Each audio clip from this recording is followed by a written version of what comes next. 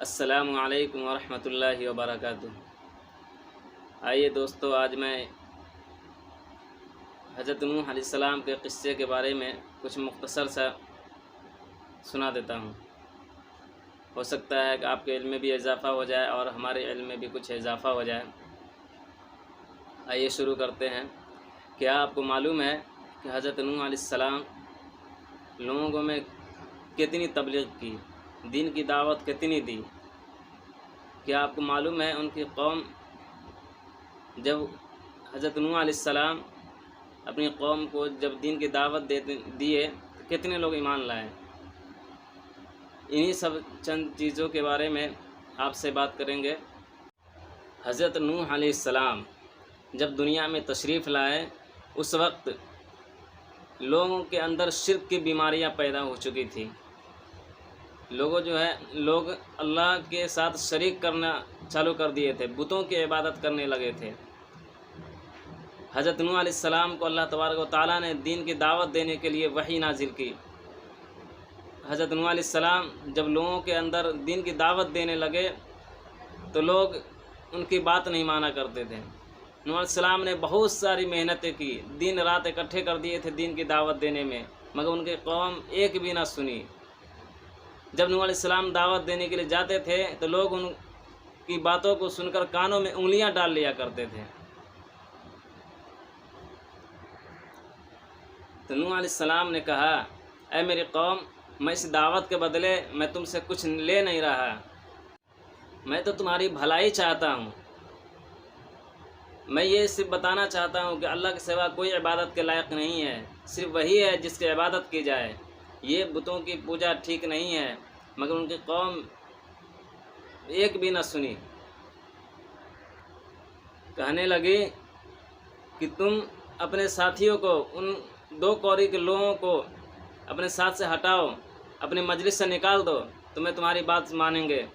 تو حضرت نوح علیہ السلام نے کہا، تم سارے کے سارے کافر ہو جاؤ، یہ منظور ہے، مگر جو ایمان لا چکے ہیں، جو ایمان لا رہے ہیں، میں انہیں اپنے مجلس سے کبھی نہیں ہٹا سکتا۔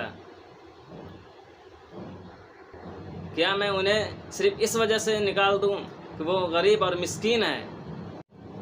یہ بھی کل اللہ سے ملیں گے اور تم بھی کل اللہ سے ملو گے، تمہارے بھی اعمال کا بدلہ دیا جائے گا اور ہمارے بھی اعمال کا اور ان کے بھی اعمال کا بدلہ دیا جائے گا۔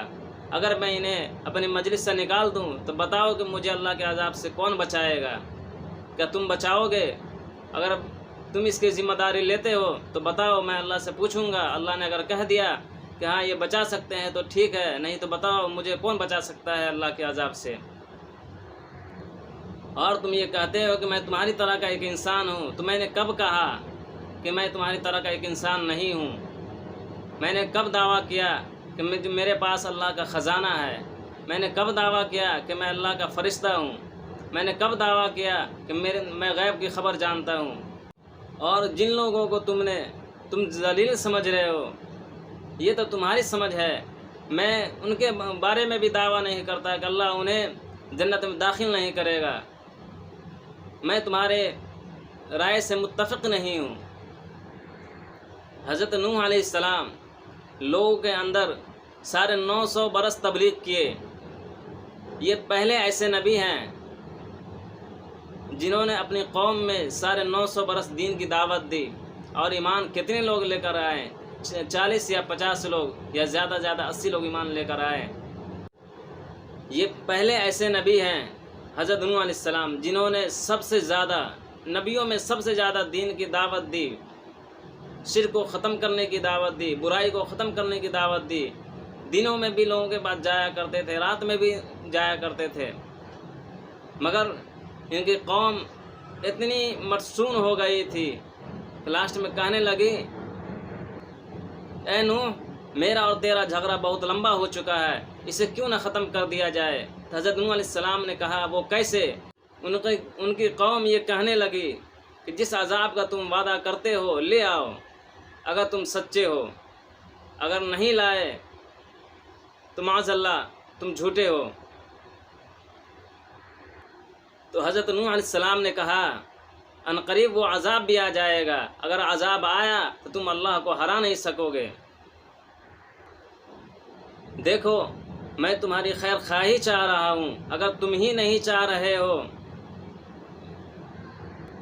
اپنی بھلائی تو ہم کیا کر سکتے ہیں؟ اگر اللہ نے تمہیں ہلاک کرنے کا ارادہ ہی کر لیا ہے تو ہم کیا کر سکتے ہیں؟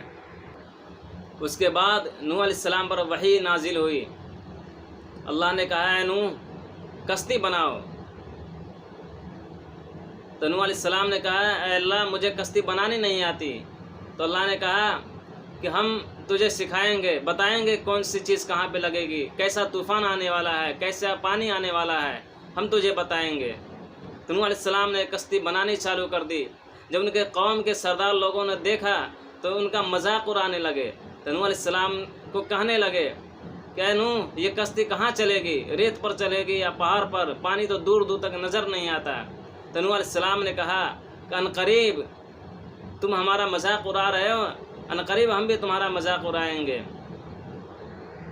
اس کے بعد اللہ کو غصہ آ گیا۔ اللہ نے نوح علیہ السلام سے کہا اے نوح اب ان کے بارے میں کچھ بھی کلام مت کرنا مجھ سے، کہیں آپ کو ترس نہ آ جائے کہ انہیں آپ کہہ دیں کہ انہیں کچھ مہلت دے دیجئے۔ اب آپ کو اس کے بارے میں کچھ دعا کرنے کی اجازت بھی نہیں ہے۔ یہی حضرت نوح علیہ السلام کا چھوٹا سا قصہ تھا جسے آپ لوگوں کے ساتھ شیئر کرنا تھا۔ اگر ویڈیو اچھی لگی تو لائک کیجئے اور ہمارے چینل کو سبسکرائب کیجئے اگر پہلی بار ہمارے چینل پر آئے ہیں تو، اور ہمارا سپورٹ کیجئے۔ ٹھیک ہے، خدا حافظ۔